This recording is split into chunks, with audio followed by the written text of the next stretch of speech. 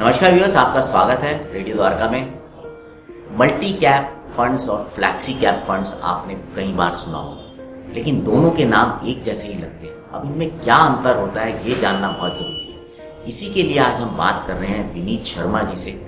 विनीत जी CFP हैं और अपना काम पिछले 9 साल से कर रहे हैं और ये फाउंडर हैं वेल्थ रिच के और लोगों की वेल्थ बढ़ाने में सहयोग कर रहे हैं। देखिए विशाल जी, आपने बहुत अच्छा एक सवाल पूछा है कि एग्जैक्टली मल्टी कैप और फ्लेक्सी कैप में क्या डिफरेंस है।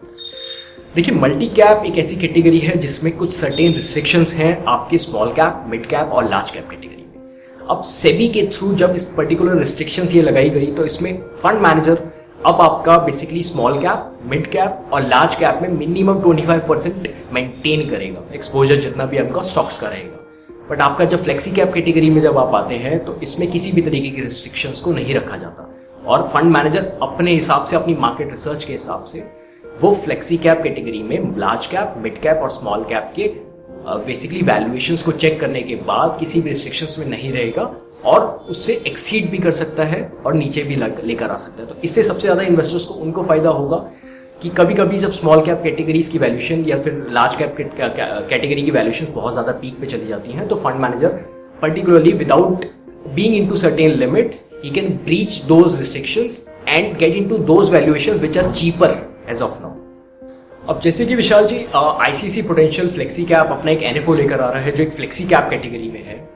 कुछ साल पहले जितनी भी कैटेगरी ये बेसिकली रहती थी वो मल्टी कैप कैटेगरीज रहती थी। तो मल्टी कैप कैटेगरीज में काफी सारी रिस्ट्रिक्शंस थी, जैसे मैंने आपको बताया अभी। तो फ्लेक्सी कैप कैटेगरी में जितने भी इन्वेस्टर्स वो हैं जो मार्केट में अब एंटर करना चाह रहे हैं, जितने भी बिगिनर्स हैं, बेसिकली मेरे हिसाब से ये उनके लिए कैटेगरी एक बहुत परफेक्ट कैटेगरी है।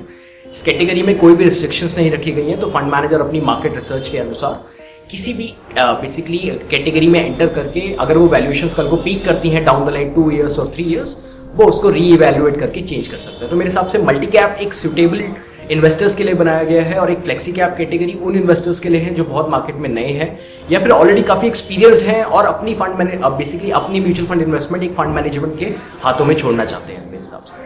ठीक है ना, तो ये एक बेसिक डिफरेंस रहता है मल्टी कैप और फ्लेक्सी कैप कैटेगरी में। Thank you so much.